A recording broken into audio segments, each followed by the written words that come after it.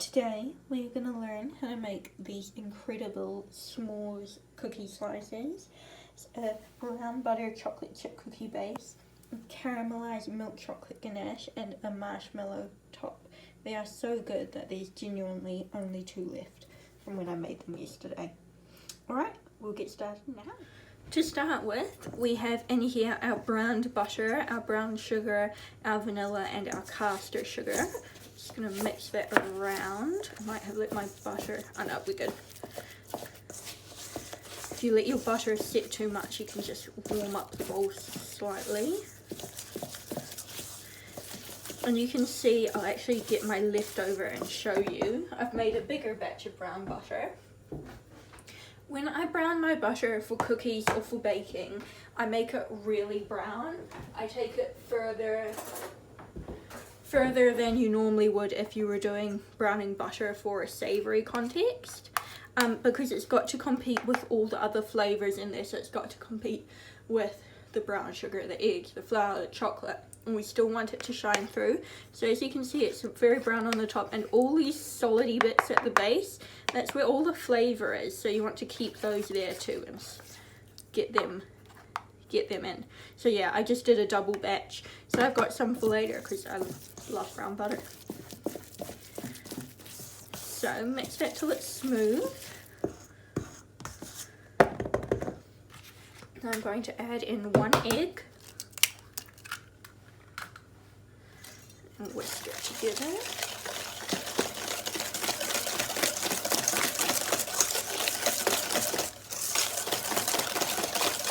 So it's nice and smooth.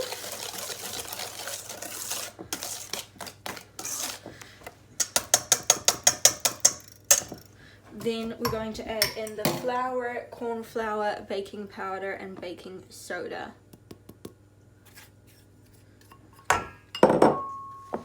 Just mix it together. You can do all of this in a stand mixer if you want, but it's easy enough to do by hand. Just mix it till it's all combined.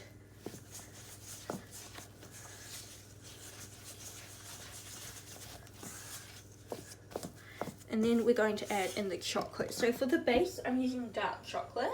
And then for the ganache, we're going to use milk chocolate. So we get a nice mix of the 2 flavours.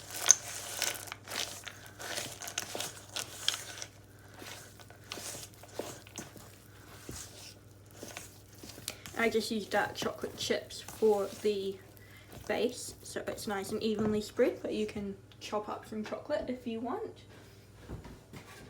Then I'm going to take my prepared brownie tray, which just has some spray oil and a bit of baking paper with overhanging edges. And I'm going to start with half the mix because I'm just testing this out for now. But lately I've been trying to film your videos for you when I test the recipes, because otherwise I just end up with so much baking at home. But I think actually this full recipe is going to be the perfect amount. And because it's level 4, I can't even like share it with anyone. So spread it out nice and evenly.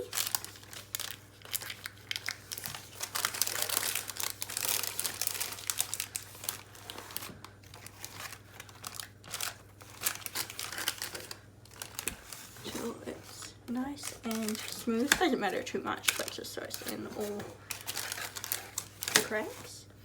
And I'm going to stick that in the oven. I'm going to do it for 10 minutes to start, and then I will check on it. Alright, see you in a bit. My cookie has come out of the oven. It was in there for 15 minutes. It's a nice golden brown colour. When it came out, I put another sheet of baking paper over the top and just compressed it slightly with a tin of the same size. Or you can use a tea towel just to protect your hands, because it will be quite hot. Just to compress it a little bit, mostly because I'm worried it's a bit thick. As I said, this is a test, but like, we do want a lot of cookie, right? So yeah, just to make it a bit squished down a bit, really. So I've let it cool for about 10 minutes. You can let it cool completely. I'm just very impatient, and I'm just boiling my cream over here. And in here I have my milk chocolate. The chocolate we're using is Valrhona caramelia chocolate, which you've probably heard me talk about before. It's got such a nice flavour. It's like toasty milk. It's the caramel version of milk chocolate, if that makes sense. So like it's caramelized, like caramelized white chocolate, but it's caramelized milk chocolate, and it's so good. So we're gonna make a light ganache with that when my cream eventually boils. Sorry, I thought you don't really need to look at cream boiling, so I can do it on my stove instead of the noisy induction, but it takes ages because it's got a tiny little thing. Tiny little flame. Man, this is really interesting, isn't it? Okay. Alright, we're boiling. So, I'm going to tip my chocolate in, mix it around to melt it. You can use your whisk as well. I'll probably use a whisk in a minute.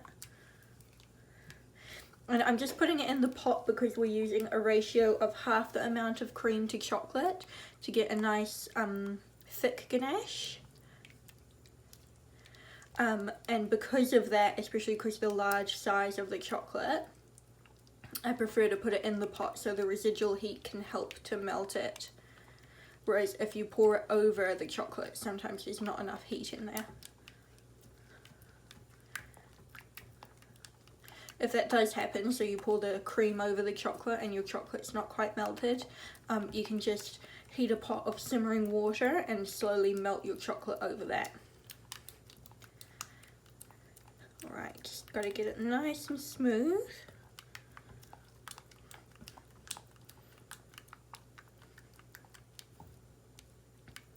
And we're going to add in a tiny bit of butter.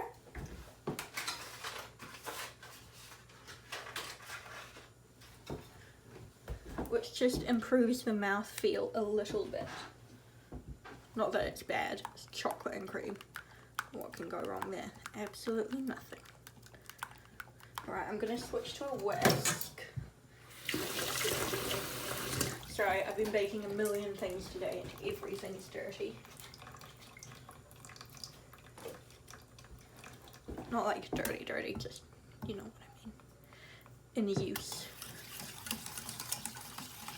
So the main reason that we've cooled this down is if it's too hot, it will like melt the ganache a bit.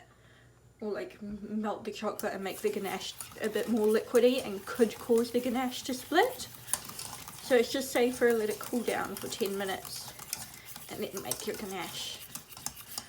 I had to distract myself because I really wanted to eat the cookie, and like normally if I was making this and not filming it, I would have like chomped off a little bit of the corner and be like, oh, no one will know, but you guys would know because you would see it. Alright, beautiful and smooth.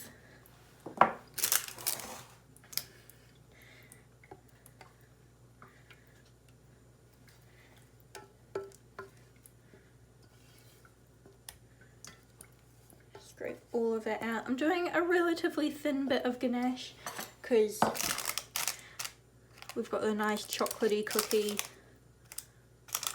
I want to try and make it nice and smooth and flat so we'll get nice even layers. And ganache is quite, I mean, it's pretty strong. You know, you don't need a giant bit. We don't want to make this so rich.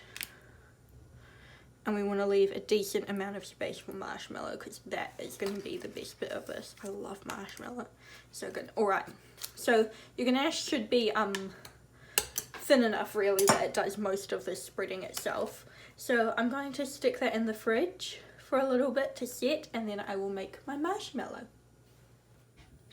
Alright, so it's been about an hour and my ganache is nicely set, which means that I can start making my marshmallow. Ooh. In here I have 100 grams of water and I'm going to add in my gelatine.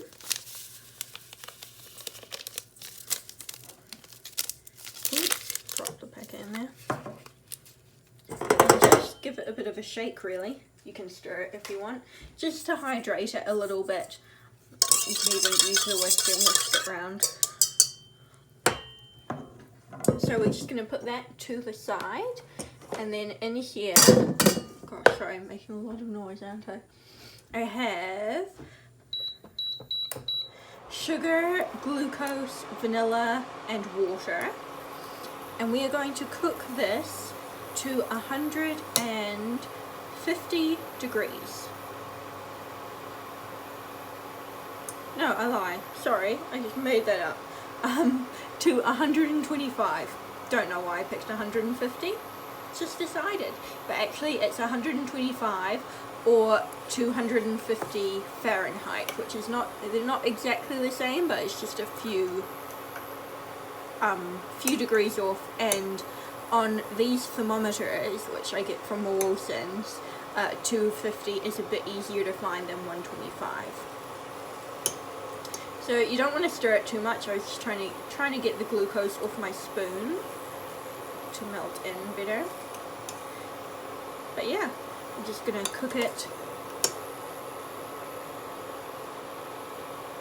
till it's there.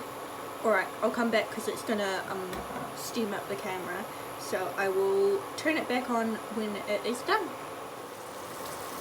So we are almost there. We are a few more degrees to go, or a little bit more than a few. It's quite important to just keep an eye on this. It can happen very quickly, and what happens is it takes quite a long time to get there, and then the last kind of 10 degrees happen quite fast. If you happen to overcook it, you can add in like a spoonful or two of cold water, mix it around, and then bring it back to the temperature.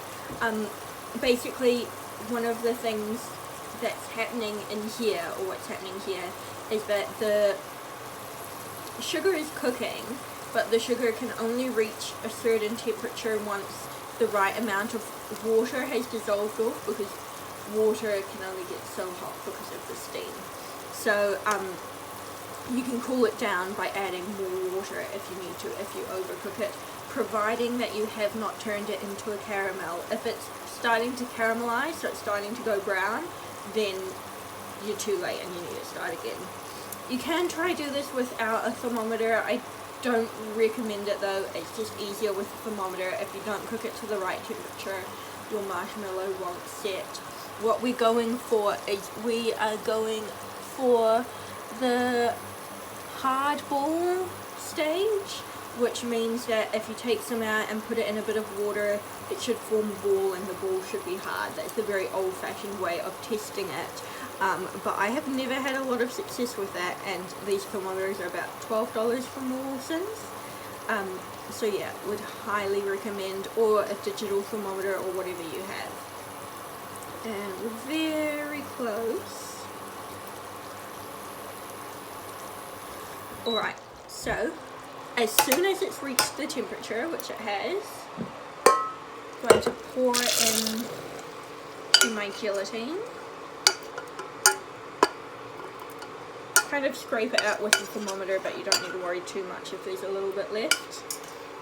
And then I use my whisk attachment to just mix it around, and then I'm going to start whisking it at first on a low speed and then turn it up higher, and I'll show you what it needs to look like when it is done. My marshmallow is just about done, so I've got my tray ready. Basically, you want it to be thick, but not too thick, which is really unhelpful. You want it to be at kind of ribbon stage where you can make a ribbon shape on the top of the mixture, and it will hold its shape and then blend in. So I'll get mine and show you.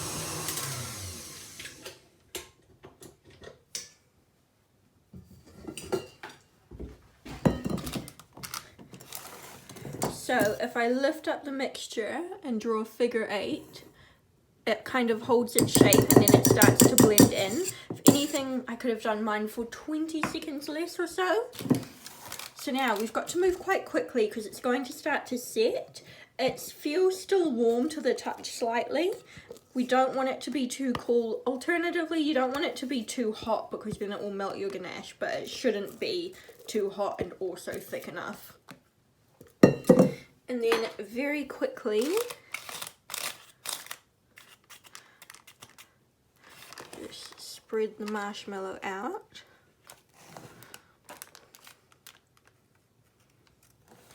And I want it to be nice and smooth on the top, so I'm going to just drop it like that, and then I'm going to put it in the fridge to set. You can leave it to set overnight even. I'm going to leave it for like an hour or two and then try to cut it because I am impatient and I really want to eat some marshmallow. With the marshmallow, so that took about 5 minutes of whipping on a relatively high speed on about 8. You don't want to under whip it, so if you whip it and you look at it and it feels too runny and it's just running straight off the whisk, keep whipping it. Basically what you're doing is as you're whipping it, the mix is cooling down, you're whipping in air and the air is starting to kind of get trapped in the mix as it cools. If you keep whisking it too much, what's going to happen is it will set, and then you're going to have like a really delicious but ugly marshmallow that's stuck inside your bowl. If you don't whip it enough, you're not going to have enough air in and it's going to be very, very soft and squidgy. But as long as it has that figure 8 movement on the top, you're good. And yeah, this marshmallow is so good. You can make it by itself even. But yeah, you can see like, even on the whisk that I had, it started to kind of set there, you know, it's nice and thick and gloopy and delicious. Alright, I'll see you in a few hours. My marshmallow is nice and set now. You can see it's firm. Sorry, forgot a word there. So I'm going to take it out of the tray. I'm going to oil my little paring knife and just go around the edge of the tray, and then it should, might need to go a bit deeper, there we go.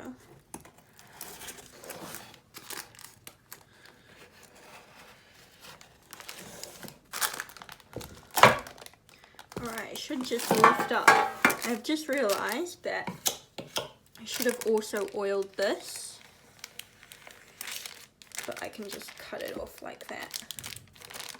By this I mean the foldy over bits of baking paper. Just anything that touches the marshmallow basically you want to oil because it is mega, mega sticky.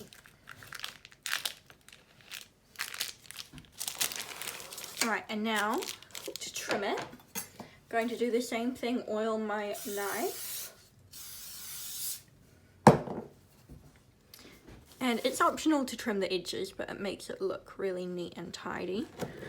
You want a nice big knife that you can just slice through like that. And in between each slice, you want to wipe your knife down with a cloth.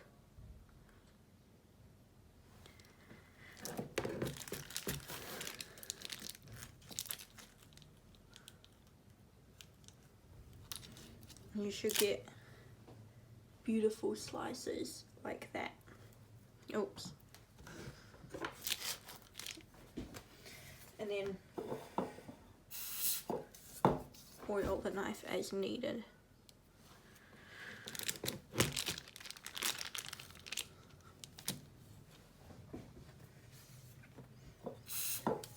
It's a bit annoying to wipe it and oil it, but that will give you really nice clean slices every single time.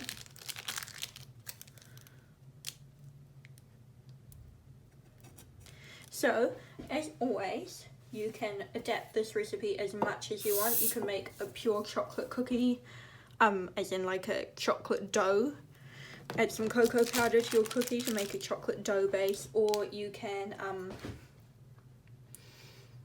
use like a graham cracker crust base to make it more of a s'mores. You can not stick your whole hand in it like I just did and ruin your beautiful marshmallow. You can flavour the marshmallow. I love it with freeze-dried strawberries inside it, or you can put passion fruit juice instead of water in the syrup when you cook it, not when you soak the gelatine, because the acidity will mess with the gelatine. But when you're cooking the syrup, you can do passion fruit or lemon, yeah, any freeze-dried fruits. You can skip the ganache, or you can make a dark chocolate ganache. You could put a little jam if you have a nice thick jam or a thick compote on the base. You can really go crazy with it. So I'm just trying to clear these out of the way.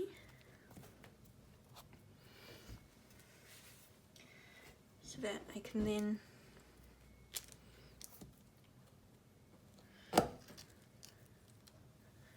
I just want to get really nice